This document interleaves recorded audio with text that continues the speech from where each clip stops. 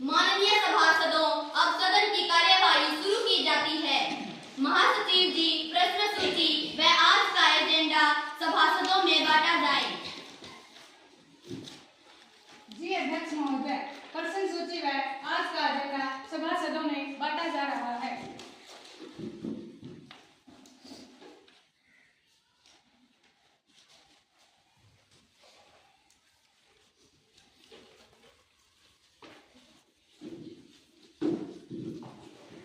अध्यक्ष महोदय जी, प्रश्न सूची व आज का एजेंडा सभासदों में बांट दिया गया है।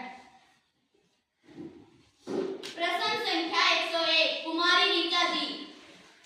अध्यक्ष महोदया जी, मैं आपके माध्यम से सत्ता पक्ष से एक प्रश्न पूछना चाहती हूँ कि सरकार ने धारा 370 और आर्टिकल 35 से समाप्त करने से बहुत ज्यादा लाभ होने का दावा किया था और इससे जम्मू कश्मीर की तकदीर व तस्वीर बदलने का दावा किया था। इस पर गृह मंत्री अपनी सरकार की स्थिति स्पष्ट करें। गृह मंत्री कुमारी तनीषा जी। अध्यक्ष महोदया जी, मैं आपके माध्यम से मेरे सांसद प्रतिपक्षी साथियों को यह बताना चाहती हूँ कि धारा 370 व 35 से हटने से जम्मू कश्मीर के जनमानस में खुशी की लहर है। केवल वे लोग सत्ता पाने के लिए पत्थरबाजी का प्रयोग करके अपनी राजनीतिक रोटियां सेक रहे थे। अब जनता उनकी सच्चाई को जान गई है। लोगों के लिए रोजगार के नए नए अवसर पैदा हुए हैं तथा भारत की एकता व अखंडता और भी अधिक मजबूत हुई है। कुमारी नीता जी। अध्यक्ष महोदया जी, मैं सत्ता पक्ष से यह भी जानना चाहती हूँ कि धारा 370 और 35 से समाप्त होने से क्या आतंकवाद समाप्त हो गया है। गृह मंत्री कुमारी तनीषा जी। अध्यक्ष महोदया जी, मैं आपके माध्यम से विपक्षी दल के मेरे साथी को यह याद दिलाना चाहती हूँ कि जिस दौरान देश में धारा 370 और 35 से मौजूद थे उस दौरान देश में आतंकवाद जोरों पर था।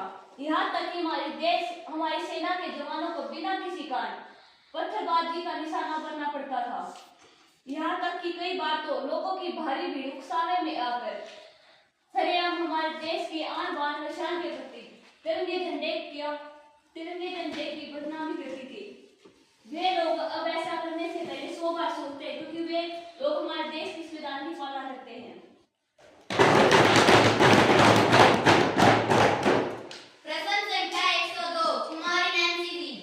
अध्यक्ष महोदया, मैं आपके माध्यम से विदेश मंत्री भारत सरकार से जानना चाहती हूँ कि दिन प्रतिदिन दूरदर्शन और समाचार पत्रों के माध्यम से यह जानकारियाँ मिल रही हैं कि बहुत सारे युवा विदेश जाने व पैसा कमाने की चाहत में कबूतरबाजों के चंगुल में फंसकर अपना भविष्य बर्बाद कर रही हैं। भारत सरकार ने इसको रोकने के क्या कदम उठाए? जतिन कुमार जी। अध्यक्ष महोदया जी, मैं आपके माध्यम से मेरे सदन के साथी को बताना चाहूंगा कि भारत सरकार ने समाचार पत्रों व दूरदर्शनों के माध्यम से जागरूकता अभियान चला रखा है कि कोई भी युवा इन कबूतरबाजों के बहकावे में न आकर केवल रजिस्टर्ड एजेंसियों के माध्यम से ही उचित कागजात पूरे करके ही विदेश में रोजगार व शिक्षा प्रदान करने के लिए जाए। यदि कोई मुश्किल हालत में विदेश चला जाता है तो वहां हमारे देश का स्थित राजदूत का संपर्क नंबर व स्थान जरूर जान ले ताकि मुश्किल घड़ी में वह उसकी मदद कर सके। भारत सरकार का विदेश मंत्रालय इस पर हमेशा तत्पर रहता है।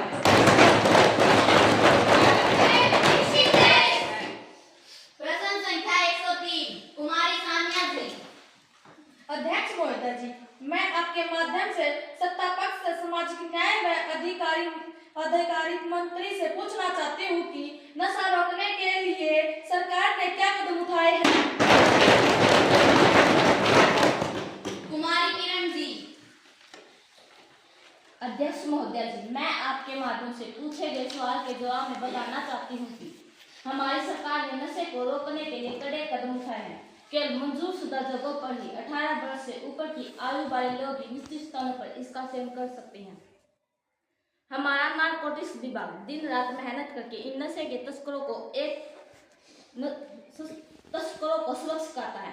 स्कूल और अन्य शिक्षण संस्थानों में युवाओं को नशे से बचने के लिए प्रेरित किया जाता है कि वे न तो नशा करें न ही वह किसी को करने दें।